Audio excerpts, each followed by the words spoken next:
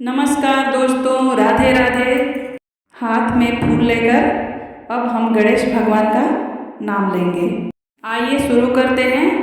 ओम तरुण गणपति, ओम भक्त गणपति, ओम वीर गणपति, ओम शक्ति गणपति, ओम द्विज गणपति, ओम सिद्धि गणपति, ओम विघ्न गणपति, ओम उचिष्ट गणपति, ओम हेरम्ब गणपति, ओम उद्ध गणपति, ओम क्षिप्र गणपति, ओम लक्ष्मी गणपति, ओम विजय गणपति, ओम महागणपति, ओम नृत्य गणपति, ओम एकाक्षर गणपति, ओम हरिद्रा गणपति, ओम त्रैक्ष गणपति, ओम बर गणपति, ओम त्रुधि गणपति, ओम क्षिप्र गणपति, ओम ऋण मोचन गणपति, श्री ओम एक दंत गणपति, ओम सृष्टि गणपति, ओम द्विमुख गणपति, ओम उदंड गणपति, ओम दुर्गा गणपति, ओम त्रिमुख गणपति, ओम गणपति, ओम श्री गणपति, संकट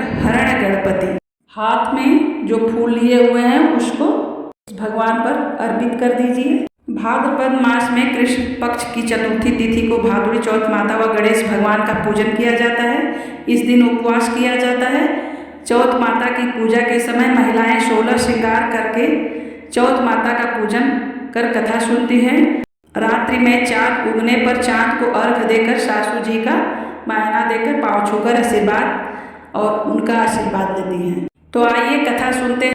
एक गांव में एक माँ और बेटा रहते थे। बेटा गायें चराकर अपना घर चलाता था। उसकी माँ चौथ माता का व्रत किया करती थी। भाद्रपद चौथ के दिन वह 5 चूरमे के लड्डू बनाकर एक लड्डू चौथ माता को, एक गणेश जी को, एक ब्राह्मण को दे देती, एक बेटे को खिलाती और एक खुद खाती थी। एक दिन पड़ोसन ने बुढ़िया के बेटे को सिखा दिया कि तू इतनी मेहनत करता है और तेरी माँ चूरमा बनाकर खाती है और तुझे सिर्फ एक लड्डू देती है तथा बाकी ठंडी रोटियां खिलाती है। लड़का पड़ोसन की बातों में आ गया।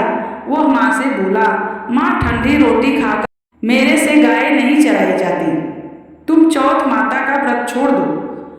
तब माँ बोली, बेटा मैं तो तेरी सुख शांति के लिए चौथ माता का व्रत करती हूँ, मैं चौथ माता का व्रत करना नहीं छोड़ सकती। तो बेटा विदेश जाने लगा। तब माँ बोली, बेटा यह चौथ माता के आंखें अपने पास रख ले। यदि तुझ पर कोई संकट आए तो चौथ माता का नाम लेकर इन्हें अपने चारों ओर पूर देना, तेरा सारा संकट टल जाएगा। लड़का प्रदेश जाने लगा। रास्ते में एक नदी आई। कोई रास्ता दिखाई नहीं दे रहा था। तब उसने आंखें हाथ में लेकर चौथ माता गणेश जी का ध्यान किया और चौथ माता की कृपा से नदी के बीच में से रास्ता निकल आया। आगे रास्ते में घना जंगल आया। उसे कोई रास्ता नहीं सूझ रहा था। तब उसने चौथ माता का ध्यान कर आंखें पूर दिए और रास्ता मिल गया। आगे चलकर वह एक नगर में पहुंचा।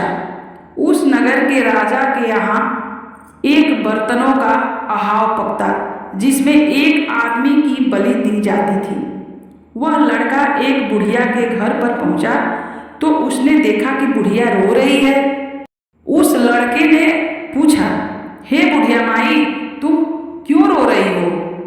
तब बुढ़िया बोली, मेरा एक ही बेटा है और कल राजा अहाव में उसकी बलि देगा।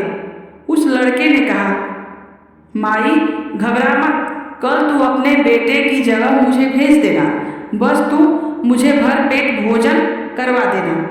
भोजन करवाकर बुढ़िया ने उस लड़के को अपने बेटे के स्थान पर सुला दिया। राजा के सैनिक आए और उस लड़के को ले जाकर अहाव में चुनने लगे। तब वह चौथ माता के आंखें अपने चारों ओर पूर कर जल का कलश भरकर बैठ गया और बोला, हे चौथ माता, हे गणेश जी, मेरा संकट टालना। अहाव चुनकर आग लगा दी। 1 महीने में पकने वाला अहाव 1 ही दिन में पक गया। यह जानकर राजा को आश्चर्य आश्चर्य हुआ। स्वयं अहाव देखने आए राजा ने सैनिक को कलश उतारने को आदेश दिया। सैनिक कलश उतारने लगे तो अंदर से आवाज आई, बर्तन धीरे उतारना। सभी को आश्चर्य हुआ। राजा ने उस लड़के से पूछा, तुम कौन हो? तुम्हारा जीवन कैसे बचा? तब उसने कहा, मैं वही हूँ जिसको आपने अहाव में चुनवा दिया था। मेरी माँ चौथ माता का व्रत करती थी। चौथ विनायक जी ने मेरी रक्षा की है। तब राजा को विश्वास नहीं हुआ। उसने 2 घोड़े मंगवाए, एक पर खुद बैठा और दूसरे पर जंजीरों से बांधकर उसको बैठा दिया और कहा, यदि तेरी जंजीर खुलकर मेरे बंध जाएगी तो मैं चौथ माता को सच्ची मानूंगा। उस लड़के ने श्रद्धा भक्ति से आंखें पूरकर कहा, हे चौथ माता, आपने अब तक मेरी रक्षा करी, इस बार भी मेरी रक्षा करना। देखते ही देखते लड़के की जंजीर खुलकर राजा को बंध गई। राजा ने कहा, तेरी चौथ माता सच्ची हैं। राजा ने अपनी कन्या का विवाह उस लड़के से करा दिया, बहुत सारी धन संपत्ति देकर विदा किया।